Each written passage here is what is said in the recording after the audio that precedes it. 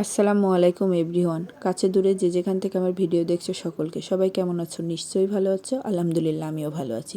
তো শুরু করছি আজকের ব্লগে থাকছে লুডুস। এই শীতে একটু বাচ্চারা গরম গরম লুডুস খেতে পছন্দ করে। তাহলে চলো রেসিপিটা শুরু করি। তার জন্য চুলার উপরে একটি পাত্র বসিয়ে তাতে পানি গরম দিয়ে পানিটা যখন ফুটে যাবে তখন ছোট ছোট টুকরো করা লুডুসগুলো দিয়ে দিব। তো তোমরা যে কোনো একটি চামচ বা যে কোনো জিনিসের সাহায্যে লুডুসের প্যাকেটের ভিতরে লুডুসগুলোকে একটু বাড়িয়ে মেরে টুকরো করে নিতে পারো।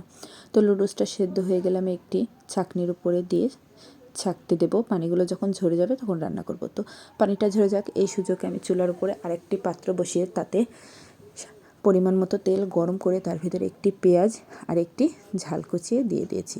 তো ঝালটা আমি যেহেতু বাচ্চা খাবে, আমার বাচ্চা তো ঝাল খেতে পারে না, সেই জন্য আমি মাথায় রেখে একটি ঝাল দিয়েছি। তোমাদের বাচ্চা যদি ঝাল খেতে পারে তোমরা ঝাল দিতে পারো। আর এখানে শীতের সবজি দিয়েছি, তোমরা যে সবজি ইচ্ছা করো সেটাই দিতে পারো। আমি এখানে দিয়েছি আলু, সিম,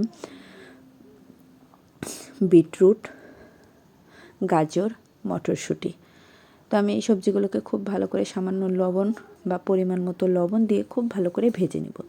ভেজে নিয়ে সবজিগুলোকে একপাশে সাইড করে পাশে একটি ডিম ভেঙে দিয়ে তাতে সামান্য পরিমাণ লবণ দিয়ে নাড়াচাড়া করে ঝরঝরে করে ছোট টুকরো করে ডিমটাকে আমি খুব ভালো করে ভেজে নিব।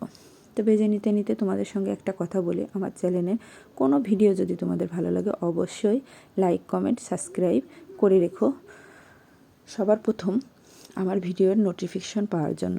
তো আমি ডিমের সঙ্গে খুব ভালো করে সবজিগুলোকে মিশিয়ে নিয়ে তারপরে এর উপরে দিয়ে দিব সিদ্ধ করে রাখা লুডুসগুলো দিয়ে খুব ভালো করে নাড়াচাড়া করে আমি ভাজবো।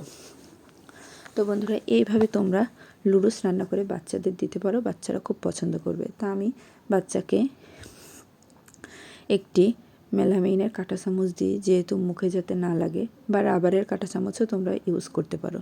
আর পাশে ওদের হাতে দিবে যাতে ওদের অ্যাক্টিভিটি হয়, ওরা যেন খেতে পারে বা নিজে তুলে খাওয়া শেখে, এই কারণে। আর আমি পাশে আরেকটা চামচ দিয়ে বাচ্চাকে খাইয়ে দিই। তো সেটা তোমাদেরকে দেখিয়ে দেবো। তো দেখছো আমার লুডুস প্রায় হয়ে এসছে, আর কথা বাড়াবো না। লুডুসটা হয়ে গেলে আমি চুলাটা বন্ধ করে দিয়ে একটি পাত্র নিয়ে পাত্রে লুডুসটা ঢেলে নিব।